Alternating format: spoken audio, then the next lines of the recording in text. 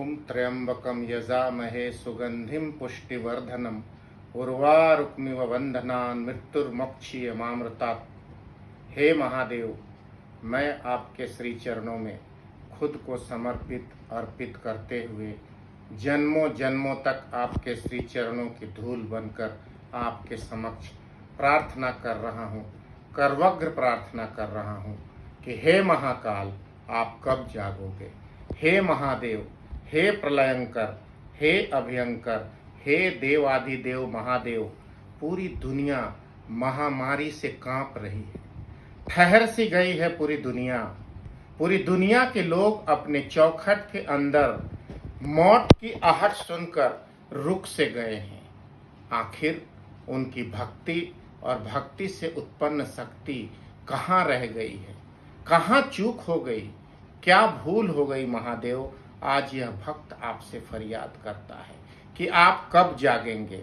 करोड़ों लोग पृथ्वी पर सुबह का भोजन ले रहे हैं, सुबह का आहार ले रहे हैं, तो शाम की चिंता में उनके आंसू निकल रहे हैं कि शाम को उनके पेट में निवाला कौन देगा। हे महादेव, सुना था कि इस कलयुग में आप 84 लाख वर्षों के लिए कैलाश में जाकर ध्यान में लीन हैं। अपने प्रतिनिधि को भेजिए। सुना था आपके प्रतिनिधि बनकर एकादश रुद्र बजरंग बली हनुमान उपस्थित हैं। आखिर वो भी कहाँ मौन है।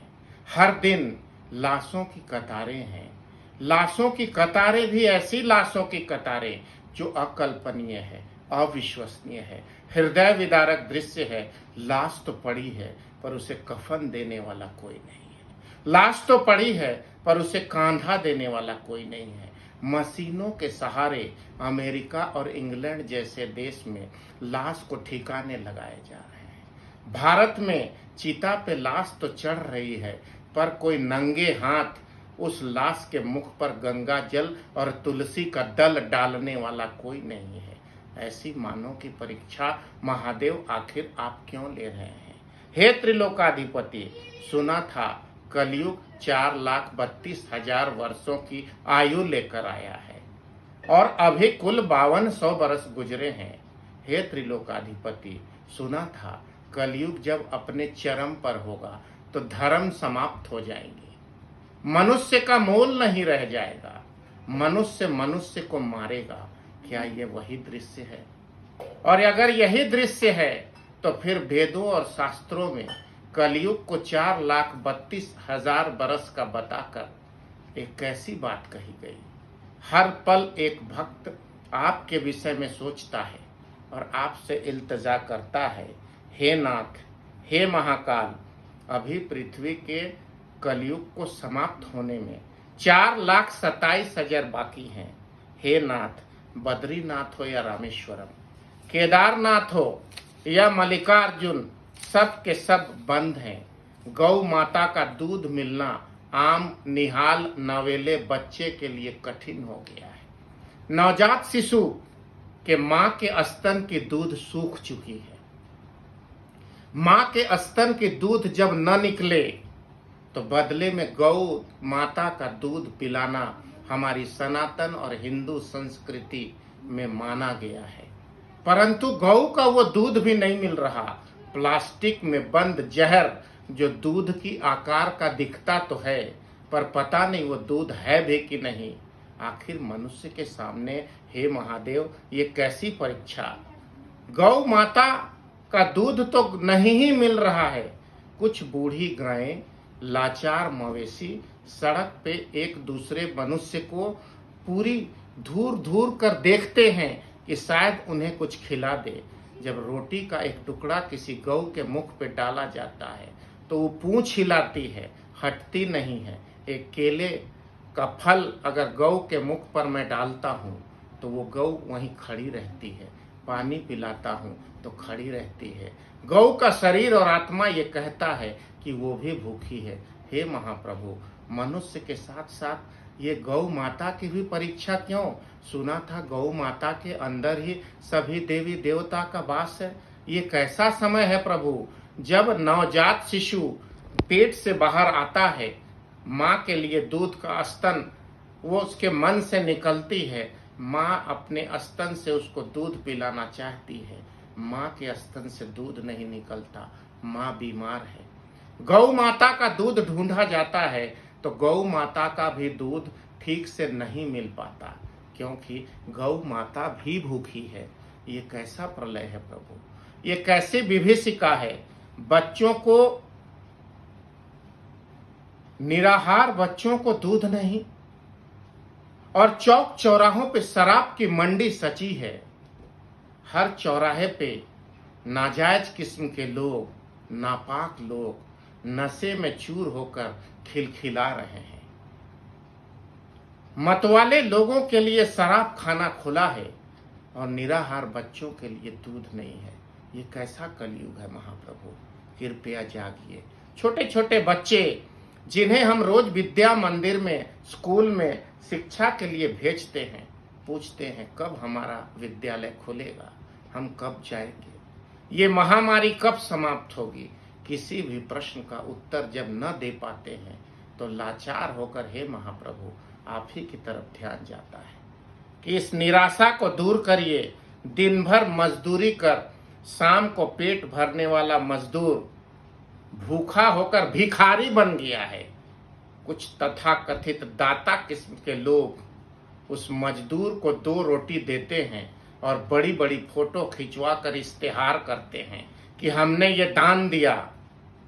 वो दान देने वाले दीन दयाल बने हुए कलयुगी लोगों की फोटो फेसबुक पर और सोशल मीडिया पर और अखबारों पर आती है, परंतु सच्चाई ये है महाप्रभु कि उन दाताओं का पेट फूलता है, मन भरता है कि मैंने तो दान कर दिया, परंतु जिस मजदूर को वो 2 रोटी देते हैं, जब वो घर को लौटता है, उसके घर में 5 लोग जब हाथ पसारते हैं भोजन के लिए, तो भगवान के मंदिर के प्रसाद की तरह एक एक टुकड़ा रोटी भी उस घर में पूरी नहीं होती। ये कैसा इंसाफ है महाप्रभु। मैं बार बार आपसे हाथ जोड़ता हूँ, जागिए, उस परिवार का पेट भरे, ऐसी व्यवस्था उसके सामने करिए। ऐसा कौन सा घोर कलयुग है प्रभु कि जो लोग ठास उड़ा रहे हैं, बड़े बड़े दाता बन रहे हैं, वो किसी को ऐसा भी दान न दे पा रहे हैं कि पूरा परिवार एक शाम भर पेट भोजन कर सके। हे महाकाल, आप निरीह गरीब लाचार पर रहम करिए। हे भगवान, हजारों बरस से चलने वाली जगन्नाथ रथ यात्रा की पहिया इस बार रुकी दिखती है। भगवान जगन्नाथ के धाम, ऐसा कहा जाता है कि जगन्नाथ का भात और दुनिया पसारे हाथ। जिस जगन्नाथ ने पूरी दुनिया को पेट भरने का महाप्रसाद देकर कार्य किया है, उस जगन्नाथ का रथ इस बार रुकने वाला है। जगन्नाथ मंदिर से वहां के पुजारी ने मुझे कहा कि शायद रथ न चले। ये कैसा घोर पाप है। हजारों हजार साल से महाप्रभु जगन्नाथ 9-10 दिनों के लिए अपने महल से, अपने घर से निकलकर अपने मौसी के घर जाते हैं। यह परंपरा है। आखिर ऐसा कौन सा पाप और गुनाह मनुष्य जाति से हो गया कि भगवान को मनुष्य रथ में बिठाकर, रथ को खींचकर उनके मौसी के घर तक पहुंचाता है और 9-10 दिनों के बाद वापस लाता है। आखिर ऐसा कौन सा पाप हो गया कि इस बार रथ का पहिया रुक जाएगा। ऐसा अंदेशा है कि रथ न चलेगा। ये कौन सी महामारी है प्रभु, कृपया त्राहिमाम प्रभु, इससे मुक्ति दीजिए। इस महामारी से मरने वाले लोगों को, लाश को छूने वाला कोई नहीं है। लोग एक दूसरे की निगाहों को देखते हैं और मशीन से उठाकर प्लास्टिक में लपेटकर उन्हें किसी तरह से अग्नि के हवाले भारत में किया जाता है। हे महाकाल, अपना त्रिनेत्र खोलिए। हे महाप्रभु, कोरोना रूपी राक्षस को भस्म कर दीजिए। हे महाप्रभु, पृथ्वी के आम जनों को जो ठहर गए हैं उन्हें गति मान दीजिए, उन्हें चलायमान करिए, उन्हें चलने की इजाजत दीजिए। पूछ लो हम सब के आंसू जगत पिता। हे केदारेश्वर, मैं आप सभी 12 ज्योतिर्लिंग से हाथ जोड़कर प्रार्थना करता हूँ। हे 12 ज्योतिर्लिंग, हे केदारेश्वर, पोंछ लो हम सबके आंसू, सभी के दिल के दर्द को मिटा दो हे महाप्रभु विश्वनाथ, महामारी को अपने नियंत्रण से भस्म कर दो हे महादेव ओंकारेश्वर, घोर निराशा को प्रदीप्त प्रज्वलित कर आशा में बदल दो महादेव हे भीमाशंकर, गरीब लाचार मजदूर किसान के पेट में अन्न, शरीर में वस्त्र व जिंदगी में सुख शांति और मुस्कुराहट दे दो हे त्र्यंबकेश्वर, पृथ्वी से पाप का नाश कर दो हे रावणेश्वर वैद्यनाथ, असंभव सी लग रही जिंदगी को संभव में बदल दो हे नागेश्वर, सभी के परीक्षा में सफल कर दो हे रामेश्वर, भूखे को अन्न प्यासे को जल दे दो हे बाबा मल्लिकार्जुन, अनाथ के सर पर पिता का साया बन जाओ हे मेरे सोमनाथ, आदमी आदमी से घृणा न करे, प्रेम से गले मिले, ऐसा कृपा कर दो हे कृष्णेश्वर, अंत में हे बाबा महाकाल, द्वादश ज्योतिर्लिंग में हे बाबा महाकाल, कालों के काल हे जगत पिता जागो और इस कोरोना रूपी काल को भस्म कर दो हे महाकाल, अपने इस भक्त के इच्छा को पूरी करो।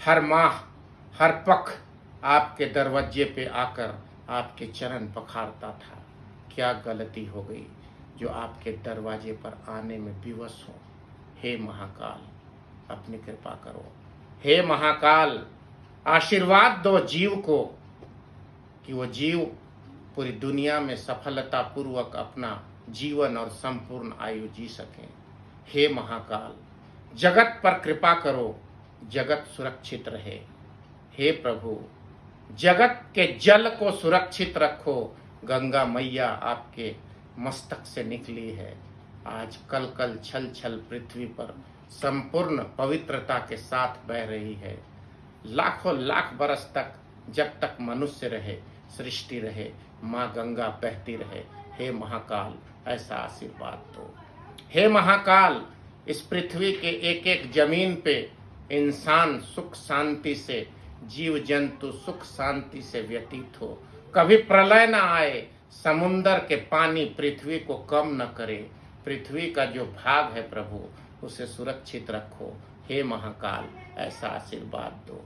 पृथ्वी में वन संपदा जंगल बेशकीमती पेड़ पौधे सुरक्षित रहें, हंसी का वातावरण रहे, उन जंगल में पशु पक्षी सुंदर ढंग से जीवन व्यतीत करें, बेशकीमती औषधि जड़ी बूटी मानव की रक्षा उसी जंगल के बदौलत होती है, वो जंगल सुरक्षित रहे, यही प्रार्थना है हे महाकाल। हे महाकाल जागो, हे महाकाल जागो, अपने तीसरी आंख को खोलो और पृथ्वी पर आए इस व्याप्त संकट से पृथ्वी वासियों को मुक्त करो, बारंबार यही प्रार्थना है हे महाकाल। मैं बारंबार आपसे झोली फैलाकर भीख मांगता हूँ, आपने जब जब मैंने मांगा है मुस्कुराहट दी है। अब इस निराशा को समाप्त करने के लिए, पृथ्वी की शांति के लिए, दुनिया को खुश करने के लिए, जीव जगत की रक्षा के लिए आपका यह याचक आपसे भीख मांग रहा है। अपनी आंख खोलो, प्रसन्नता दो, सूर्य की किरण को मुस्कुराने के लिए विवश करो हे महाप्रभु। सुबह सूर्योदय के समय जब सूर्य की लालिमा दिखती है तो पृथ्वी पे निराशा दिखता है, सन्नाटा दिखता है, सबकी मंजिल जहां थी फिर से यात्रा पे निकले, लोग अपनी यात्रा पे निकले, यही आपसे प्रार्थना है प्रभु। बारंबार आपसे यही भिक्षा मांगता है यह महाप्रभु। मैं महाकाल, तीनों लोकों के स्वामी, चर अचर सबके स्वामी, प्रकृति के देवता, यही आज आपसे प्रार्थना करता हूँ। जागो जागो जागो। ओम नमः शिवाय। जय जय श्री महाकाल। वंदे मातरम।